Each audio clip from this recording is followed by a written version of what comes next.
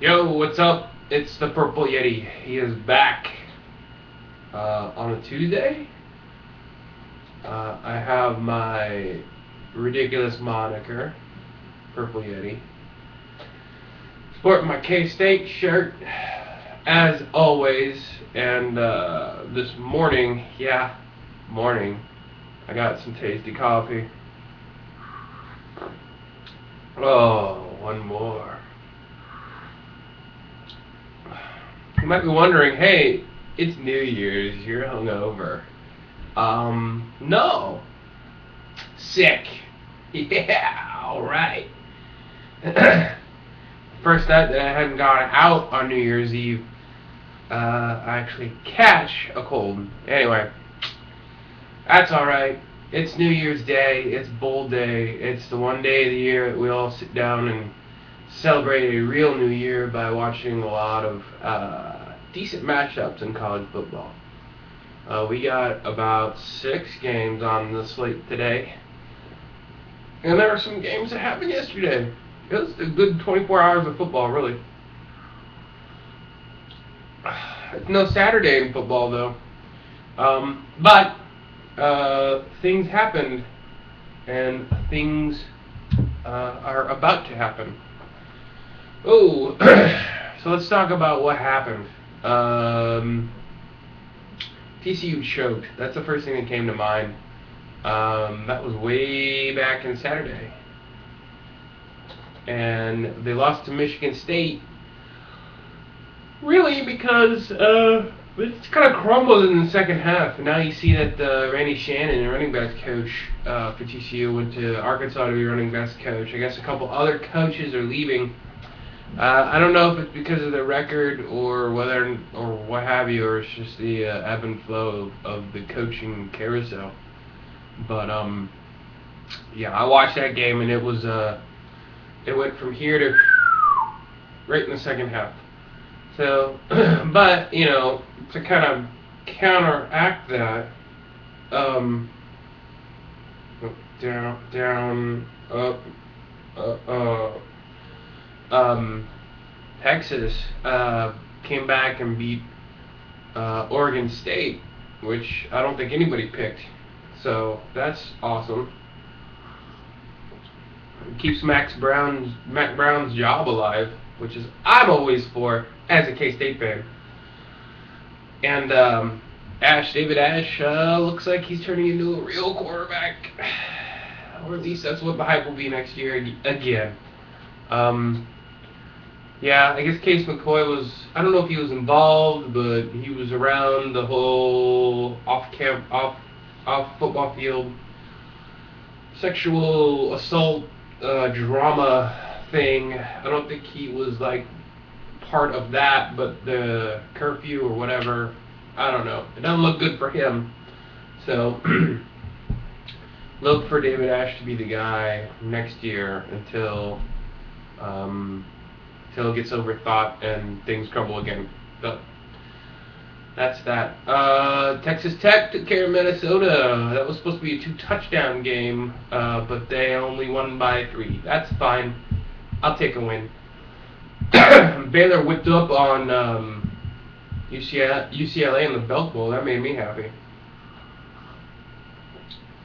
I think I care more about being the Pac-12, what with Kansas State playing Oregon, than anything else in the Bowls this year. So that started with Baylor. It went through with Texas, and hopefully it'll be finished off with Kansas State Thursday night. So the games that happened yesterday. Okay, Iowa State got whipped by Tulsa. Yeah, that's fine. Yeah, Big 12 has 9 teams in bowls this year. I think you squeak by with a winning record. I think that would be a really good off season for the Big 12. They may not win the Bowl Challenge Cup, but I don't even think ESPN really follows that anymore. So, and it usually ends up being like the MAC or Conference USA.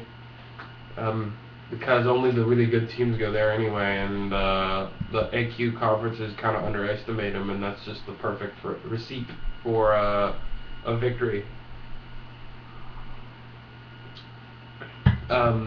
So, the only other game I'll mention about for yesterday would be the Clemson LSU game. Tiger versus Tiger. Rare. There's no Wildcats though. They are partying in Georgia. Yeah.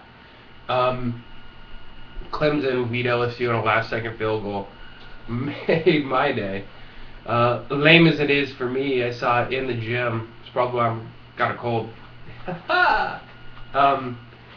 The Tigers were down by like 11 points, and they came back. And they beat LSU because, well, LSU just isn't that good. They're a little overrated. So, Les Miles outcoached himself again. They had the ball like 2.5 minutes, and they threw it 3 times in a row with the lead. Wow. So, congrats to the Tigers and Dabo Sweeney and Taj Boyd and whatnot. It was a good day for the ACC. Georgia Tech beat USC earlier, but don't really care about that. So, let's talk about the slate of games for today. Mississippi State, Northwestern, and the Gator Bowl. I'm going for Northwestern because I saw their helmets. It looks pretty badass. I'm guilty. Purdue and Oklahoma State. Oklahoma State has been coming on strong.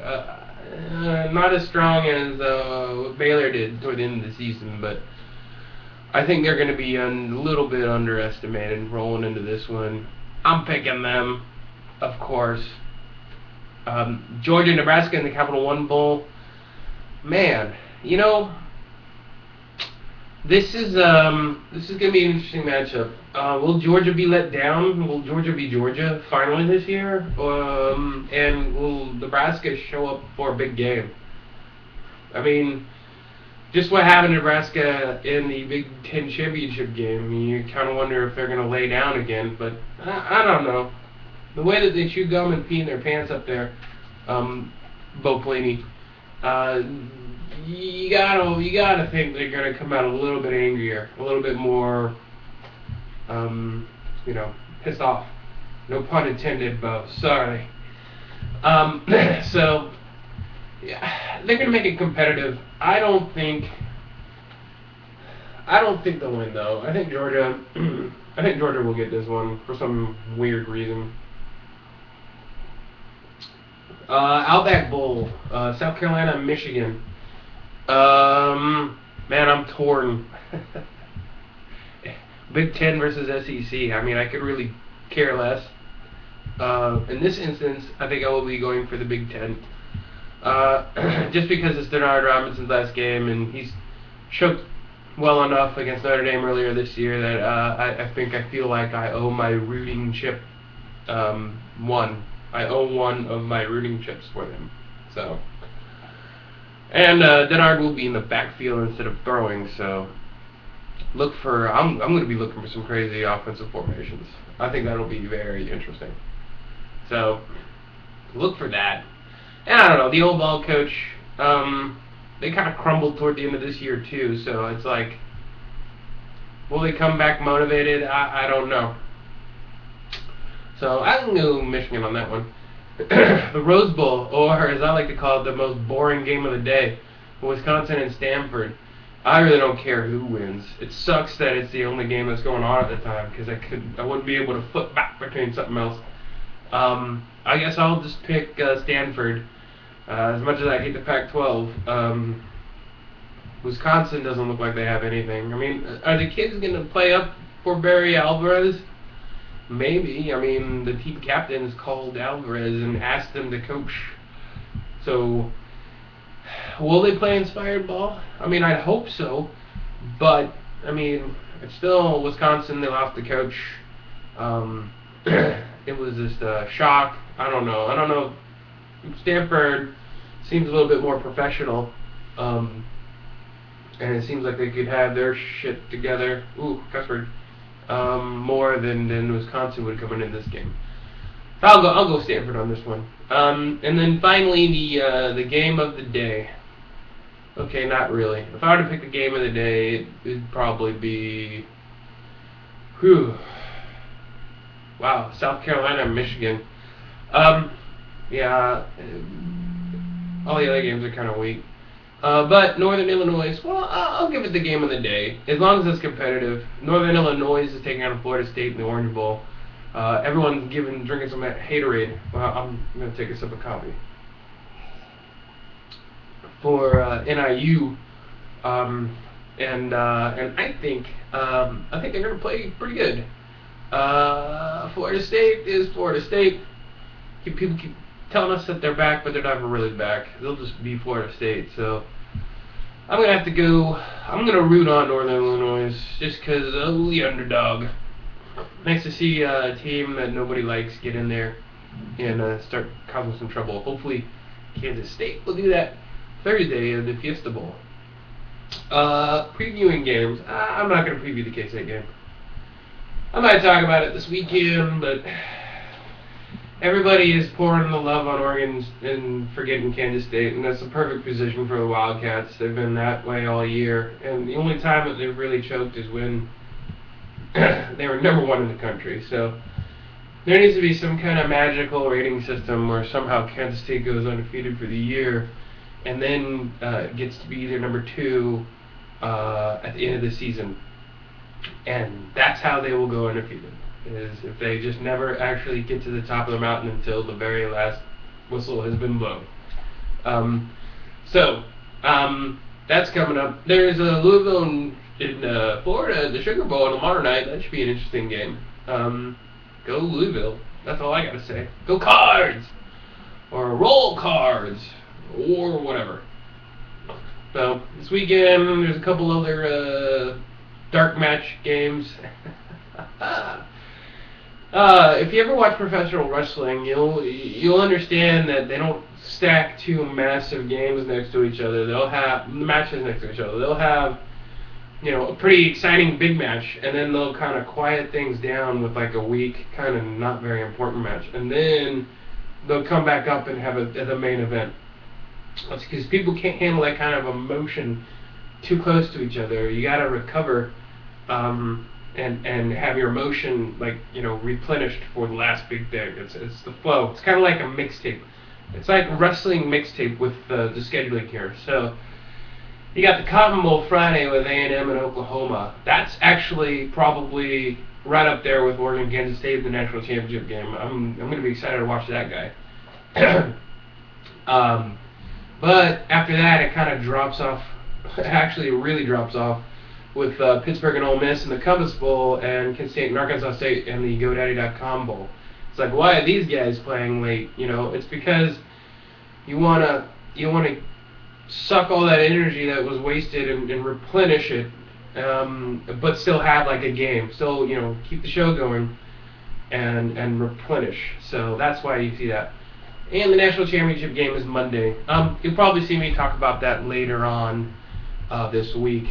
So that's that, people. It's getting close to kick off. Which game are you going to watch today? Drop a comment below. Let me know.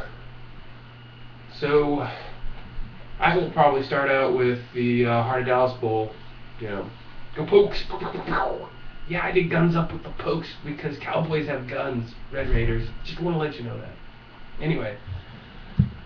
Enjoy the new year. Happy 2013. Till next time. See ya.